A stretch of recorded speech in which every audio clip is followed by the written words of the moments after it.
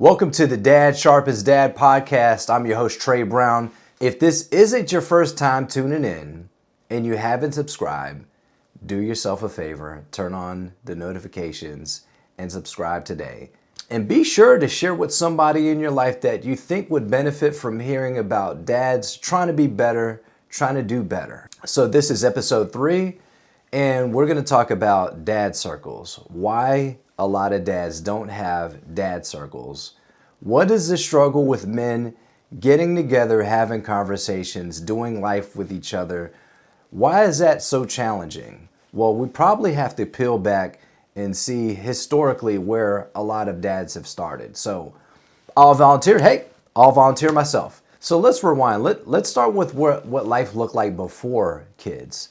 I remember when I found out I was going to be a father, and I remember that there weren't too many changes in my friendship circle. I still had friends that were ride or dies, friends that I went to high school with, that I hung out with. And we did all the things. We hung out, we had fun. The summer I became a dad, I was really focused on music. I loved doing music. And I was being produced by a guy named Omega. And he introduced me to the whole studio setup where you had professional mics, you had professional equipment, everything related to doing music. And then our goal of mine that we had was trying to make it, trying to get on the radio back then, trying to get in front of people, trying to get our music in the ears of people that were very influential. So it was trying to do very professional, high-end music.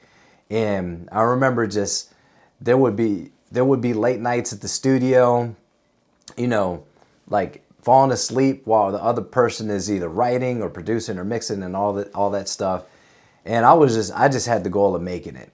Social wise, I was hanging out with friends. I was spending a lot of time, spending a lot of money, on things that I didn't need. I was a big sneakerhead. I bought a bunch of shoes because I worked at a shoe store. So I got a good discount. It wasn't like I didn't get a good deal. So right when baby boy was born, I remember there wasn't like an immediate shift, but there was a shift. And I think that time when I became a dad, social wise, I think there was a shift from the people around me. I think that they knew that I had responsibilities and they naturally didn't invite me to all the things. I would find out that people were hanging out, but I wasn't invited, but I didn't take offense to it.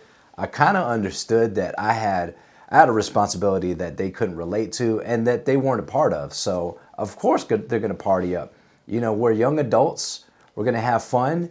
And I wanted to keep up with the party. And so I would still make time. I remember going by to see my oldest son at his grandma's house and then putting him to sleep and until he went to sleep, and then I would leave the house. So I was there for maybe an hour or so, sometimes a half hour. But I did what I could by just going there because I wasn't in a committed relationship with the mom. I was still working. I still had a priority of being a young adult and still partying. I still didn't have all of my priorities set. I saw him as, he's a baby. He's doesn't know what's going on. I'm not with the mom. I still have a chance to go be social, hang out. And I was working. At one point I was working 2 jobs, just trying to keep up with diapers, formula, and all this stuff. And there was just a natural separation from friends that would hang out because they knew I was working a lot, but I also had to be responsible. And then the drama with having a baby moms at the time, it wasn't really cool to try to sort through your boys' problems and drama that they didn't have to deal with. So I kind of took it upon myself to separate myself and just focus on what I needed to do. So I was working, and there was just no one to connect to. There wasn't somebody my age that had a kid too that I could pick up the phone and talk to, or I could even have conversations about. So it was isolating in itself because I was the only person in my friend circle that was a dad at the time. And when you graduate school and then there's no college money and nobody's helping you to apply for college, my dad did the best that he could. Like, I'll say that 100 times and every single time it's going to be true. He didn't go to college, so how was he going to help me get into college without that experience himself? So I just knew to go into the workforce. I knew to be responsible. I knew that I needed to take care of the things, whether it was diapers, whether it was daycare, whether it was health benefits. So it naturally got me to level up where I was working. I went from working at the mall retail, I was an assistant manager at a shoe store. And then from there, I was just looking for any opportunity to make more. My dad has always been around. He may not have contributed things that he couldn't, like the emotional intelligence, how, conflict resolution, those things, but he was always there. He always provided a home.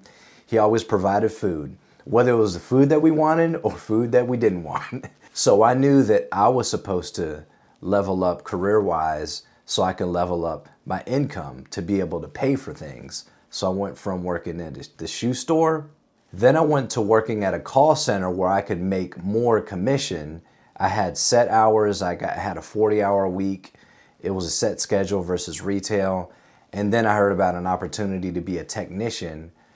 So I said, hey, well, how much do they make? And then one of my buddies said his dad made 20 grand just working overtime. I said, how do I get this job? So I'm leveling up money-wise. I'm not really leveling up maturity-wise.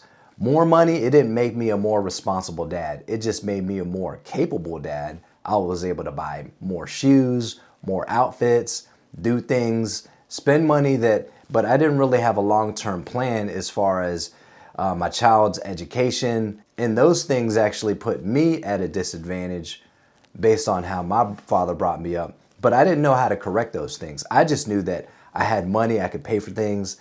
More money, more problems. I don't agree with that. I feel like it gives you more opportunity maybe to create more problems. But anyways, I was able to pay for things and money wasn't a stress. But I remember in 2009, I lost my job and then everything kind of came downhill. I remember having to sell things. At that time, I was living in an apartment and then my stepsister moved out. And then so I was paying for rent really for it was a 3-bedroom. I was paying rent for a 3-bedroom and then I lost my job. And I really didn't know what to do other than get rid of things. I had a significant amount of credit card debt because I was used to keeping up with the bills. I kind of let that go. And I remember there was a time where my oldest son's grandma, she came by and then she gave me food. She brought me groceries. I never asked for it, but she kind of recognized the situation and was like, he needs help. I never had anybody to help me as an adult, really. So that was the first time where I was in need and somebody recognized that I needed something. She brought me groceries. And my son's other grandma, she came over to pray with me. I didn't have a mom figure to do this. She wasn't around and we just didn't have a good relationship since I became an adult. So to have these grandmas or these mother figures come in my life, groceries, those really meant a lot to me. Even though I didn't have a great relationship with my son's mom, the fact that they knew that I was trying as a dad just to come over to do those things, that meant a lot, especially at that time where I had never gone without a job. So to go a stretch of months without a job and then the severance pay that we got was dwindling down. I didn't manage that. One of the things I bought was a TV because I guess I thought I was going to be sitting on my behind at home. And I remember that time, like I learned a lot, but I don't remember hearing from a lot of friends. I was a dad. My dad really didn't know what to do. I didn't really tell him about the struggle either. I didn't tell him, hey, I don't have money or I'm running out of money. I just figured I needed to find a job quick. And then lo and behold, I found a job in Richmond working for the competitor of the company that laid me off. I just felt like there was a vendetta I had against this company. I said, you know what? I'm gonna go work for them. They gave me an opportunity and that job was in Richmond. It was an hour south. So after that point, I separated myself from my friends in Fredericksburg and I kind of started a new life. It was a good opportunity to kind of turn a new leaf, but in that time I didn't have dad friends. I was doing this dad thing by myself. I have an older brother he was married at the time, and I thought about it, like we talked about this stuff years after it happened. He was like, dude, why didn't you hit me up? I just didn't connect, the men in my life as dads, as model dads, or as dads that are doing it the right way. I knew he had some challenges in his marriage. We kept in touch every now and then, but I didn't see him as somebody I could even talk to. And I think that's the challenge, is that we look at ourselves as dads. Sometimes we don't realize that there are people that are experiencing the same exact things, but we're not giving it merit, and we're not giving it the opportunity to even create a conversation or dialogue around those challenges. He has kids with both mothers. He has a kid before he got married. I mean, he has a whole lot of dad information that I didn't even tap into. I didn't think to, because when you're going through things, you just kind of see it like, I'm all by myself. At least that's how I was raised. I was raised to handle your business. If you create a mess, you clean up your mess. And that's the way I saw it for a very long time. So it wasn't until years later we had conversations about all the things that was going on with me as a young dad, baby mama stuff, court stuff, money stuff. We could have connected on so many levels, but I didn't give that relationship the opportunity, but I also don't think that I had the awareness to ask.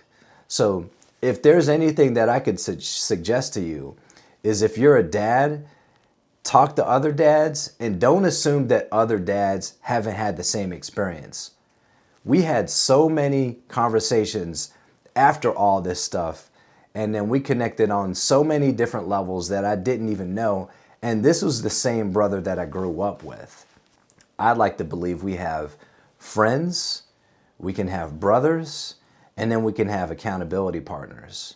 I'm going to save that one for last, but let's talk about friends. Friends, they come around different seasons. I might meet someone at work, or I might meet someone at the gym, or I might meet someone just from other mutual friends. And I think everyone has a season in your life, and then sometimes we want the seasons to be longer than they're designed to be. I think when things are going really good, you have a certain group of friends that show up. When things are warm, certain friends are around. And I don't think that there's anything wrong with friends that are around when things are going well.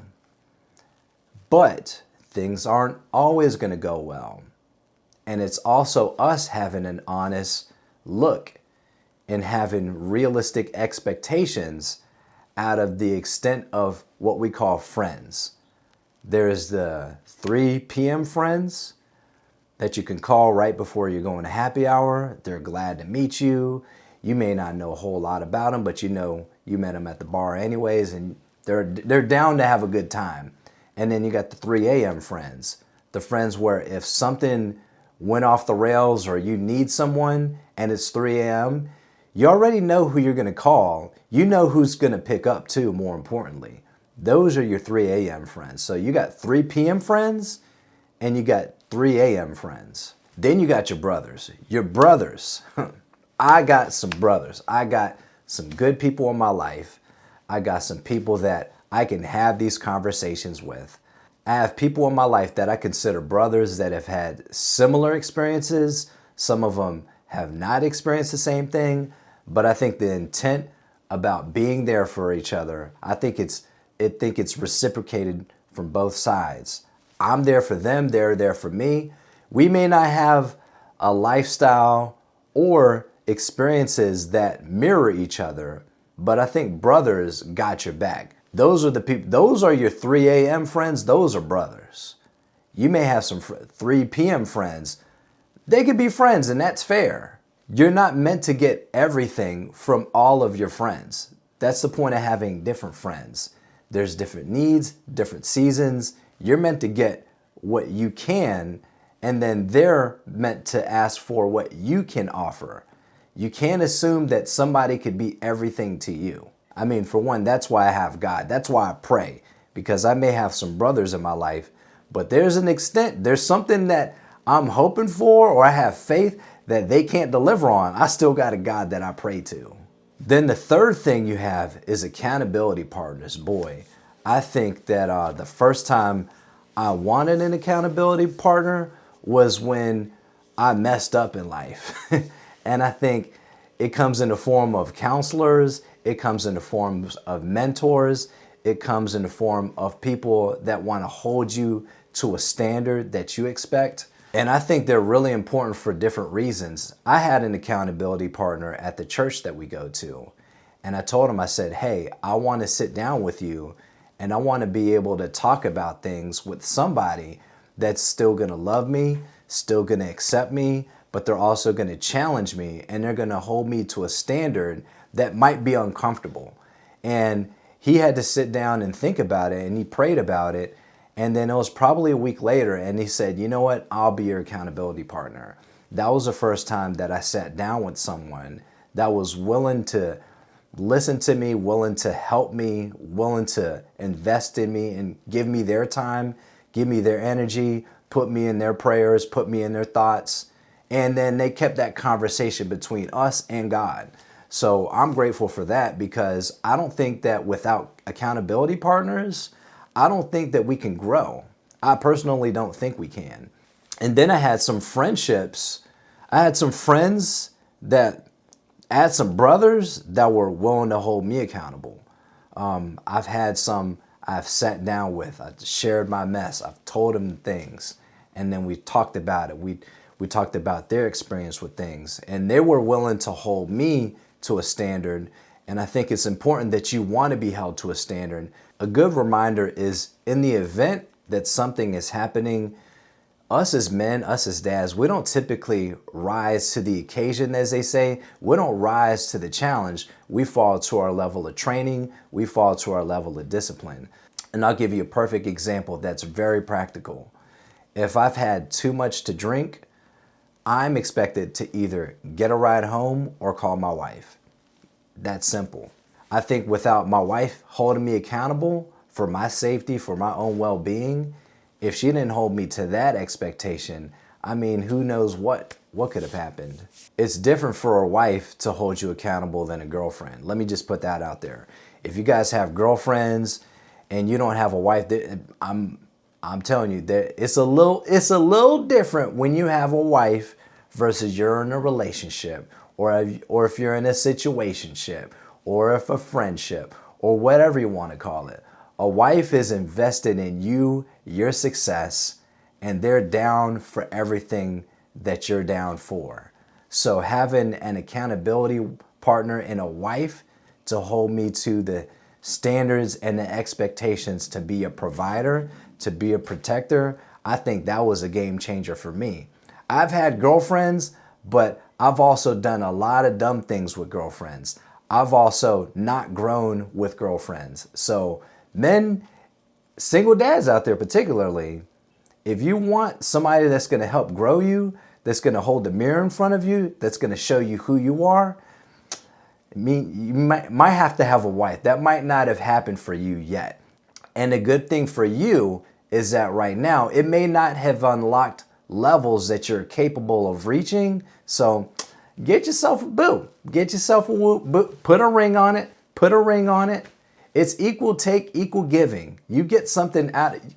Trust me, you commit yourself to somebody, you're going to get a whole lot that you never would have received. I think women naturally multiply what man provides. The man can give, but the woman can multiply.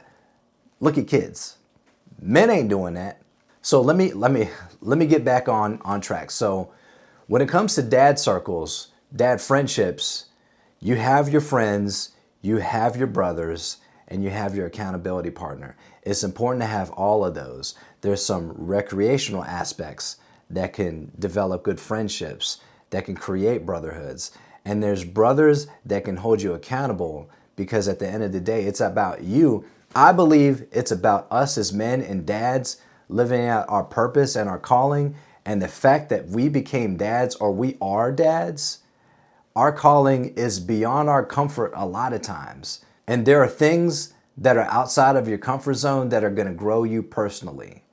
you might need to be that friend that picks up the phone at 3 a.m. And if you have a solid relationship with your wife, she should know those friends. She should know your accountability partners.